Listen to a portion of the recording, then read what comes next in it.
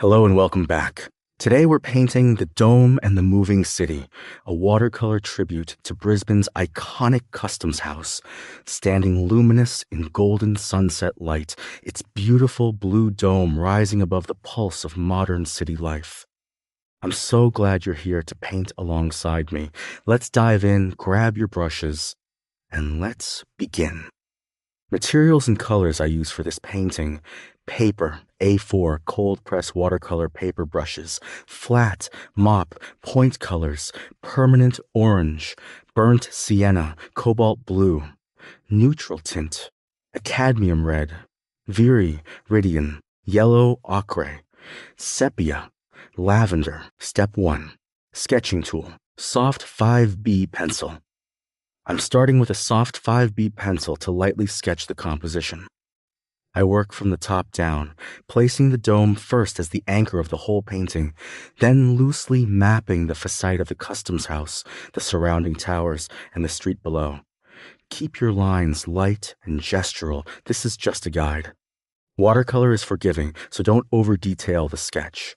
We'll let the paint do the storytelling. Technique tip: use just enough pencil pressure to see the lines under a wash. Heavy lines will show through thin watercolor and compete with your painting. Step 2. Sky and first wash first. I wet the entire sky area with clean water, working quickly so the paper stays evenly damp. While it's still wet, I drop in cobalt blue at the top, letting it bloom naturally downward. Near the horizon, I add a hint of warm yellow ochre. This creates that soft, luminous glow you see behind the dome. Work wet into wet, and trust the water to blend it beautifully. Technique tip: wet into wet blooms are unpredictable, and that's the magic. Tilt your paper slightly to guide the flow, but resist the urge to overbrush. While the sky is still drying, I switch to the warm base wash for the Customs House.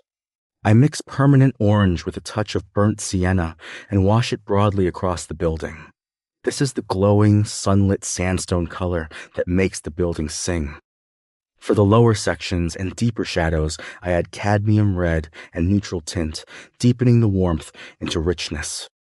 Then the dome, I load the mop brush with cobalt blue and viridian, painting the curved surface in one confident pass.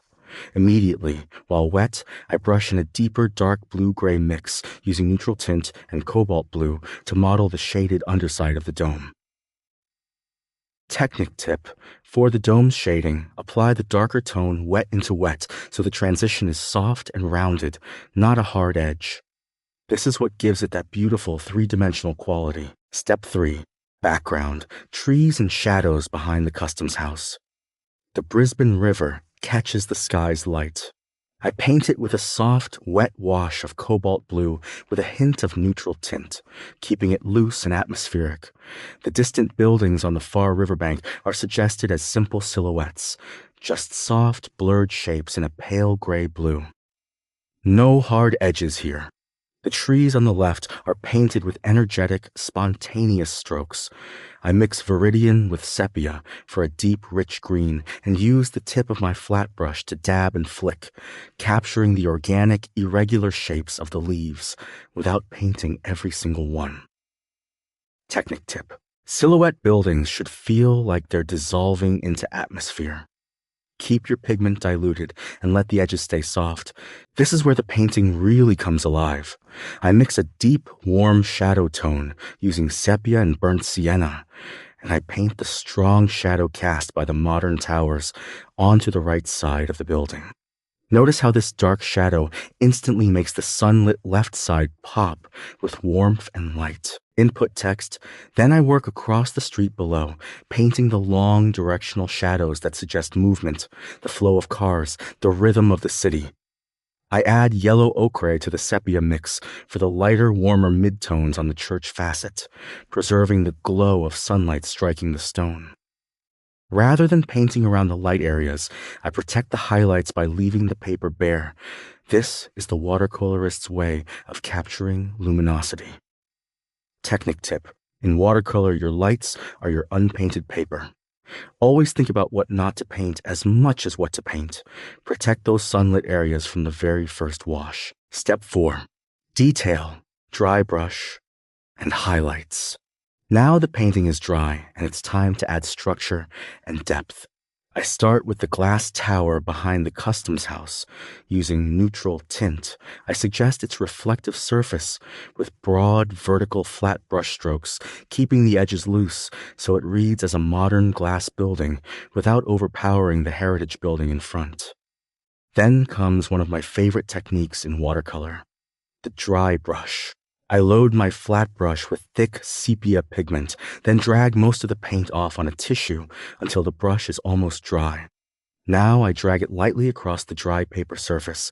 The bristles skip across the texture, leaving broken, irregular marks that perfectly describe the windows, the decorative moldings, the arched doorways, and the intricate architectural details of the Customs House. Technique tip: dry brush technique.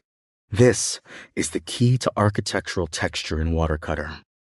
Your brush should feel almost scratchy on the paper. If it's gliding smoothly, it's too wet. The broken strokes created by the paper's texture add incredible life and energy that you simply cannot get with a smooth, wet brushstroke. Use the flat brush held at a low angle for wide details, and the point brush for finer lines and accents. I add the palm trees in front of the building with quick gestural strokes, flicking upward from the trunk with the tip of the point brush to create the frond shapes. Finally, I use dark neutral tint to punch in the deepest accents, the darkest window recesses, doorways, and shadow corners that make everything else feel light by contrast. Technique tip: always add your darkest darks last. They're your final notes of drama. Place them with confidence and don't overdo it. A few strategic dark marks will do far more than many uncertain ones. The final, magical step: highlights with white watercolor paint.